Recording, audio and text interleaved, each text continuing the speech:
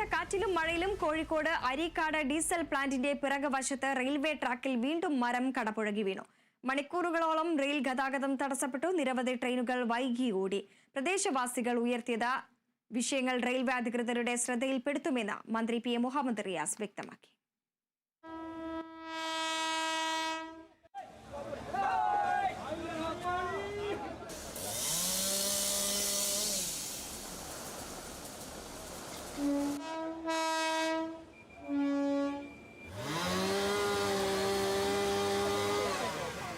Kozhikode നല്ലളത്തെ Areekkad KSEB diesel പ്ലാന്റിന് പിറകുവശത്തായാണ് ഇന്ന് മരം കടപുഴകി വീണത്.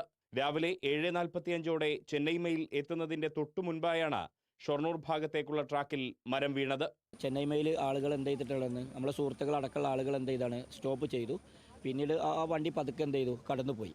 7:45 കൂടിയിട്ടാണ് ഇത് കോഴിക്കോട് ഡീസൽ പ്ലാന്റിൻ്റെ ഉള്ളിൽ നിന്നുള്ള രണ്ട് വലിയ മരങ്ങളാണ് എന്ത് ചെയ്തിട്ടുള്ളത് മുറിഞ്ഞ് വീണിട്ടുള്ളത്. ഈ ഡീസൽ പ്ലാന്റിൻ്റെ ഉള്ളിൽ കിടക്കുന്ന മരങ്ങൾ ഒരുപാട് തണൽ മരങ്ങളാണ്. കാരണം പെട്ടെന്ന് കൊമ്പും ചില്ലയും പിന്നെ പൊട്ടി വീകാൻ പറ്റുന്ന മരങ്ങളാണ്.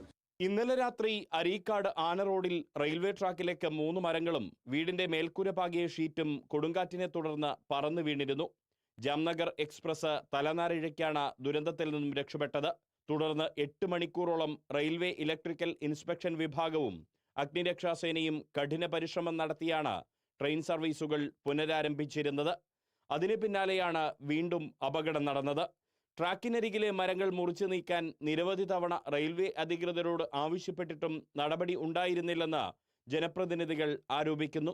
ഇത് മുന്നേ റെയിൽവേ ചെയ്യേണ്ട ഒരു സംഗതി ഇപ്പം ഈ ഒരു മഴയും കാറ്റും ഒക്കെ വന്നപ്പോൾ ഇത് നേരെ ട്രാക്കിലേക്കും ട്രെയിനിലേക്ക് വീകാനൊക്കെയുള്ള സാഹചര്യത്തിൽ മുന്നിലേക്ക് വന്നുകൊണ്ടിരിക്കുക.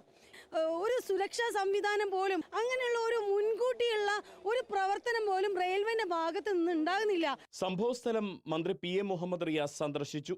റെയിൽവേ ട്രാക്കിന്റെ പരിസരത്തേക്ക് എത്താനുള്ള വഴി അടച്ചതുൾപ്പെടെയുള്ള വിഷയങ്ങൾ റെയിൽവേ ഉദ്യോഗസ്ഥരുമായി സംസാരിക്കുമെന്ന് മന്ത്രി ഉറപ്പ് നൽകി. ഇതുമായി ബന്ധപ്പെട്ട് മറ്റ് പ്രിക്കോഷൻ എടുക്കണം നേരത്തെ സൂചിപ്പിച്ചാണ്. അതെ, മുന്നൊരുക്കത്തിൻ്റെ ഇപ്പോൾ നമ്മൾ ഏപ്രിൽ മാസം തന്നെ ഇതുമായി ബന്ധപ്പെട്ട ചില കാര്യങ്ങൾ ആലോചിച്ചിരുന്നു. പിന്നെ ഇതിൻ്റെ പരിശോധന എന്നുള്ളതിൽ ആലോചിച്ച കാര്യങ്ങൾ എത്രത്തോളം നടന്നുവെന്ന് നിരവധി തവണ ഇതിൻ്റെ റിവ്യൂ നടത്തിയിരുന്നു. ആ യോഗത്തിലൊക്കെ സാധ്യമാകുന്ന എല്ലാ പ്രിക്കോഷനും എടുത്തുകൊണ്ട് മുന്നോട്ട് പോകാനുള്ള നിലപാടാണ് എടുത്തിട്ടുള്ളത്.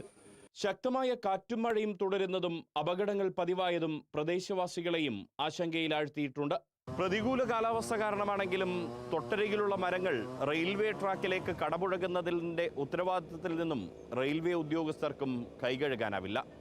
കാരണം ഈ മരങ്ങളുടെ അപകടാവസ്ഥ സംബന്ധിച്ച് നാട്ടുകാർ നേരത്തെ തന്നെ അവരെ ബോധിപ്പിച്ചിരുന്നു. ആരാണ് ഇത്തരം സംഭവങ്ങളുടെ യഥാർത്ഥ ഉത്തരവാദികളെന്ന് ഇനിയും ഉത്തരം കണ്ടെത്തേണ്ട ചോദ്യമാണ്. ഈ അനാസ്ഥ ഇനിയെങ്കിലും റെയിൽവേ അധികൃതർ അവസാനിപ്പിക്കട്ടെ. ക്യാമറ പേഴ്സൺ സജീത് റെയിലിനൊപ്പം Riyas KMR, Kerala vision news, Kozhikode.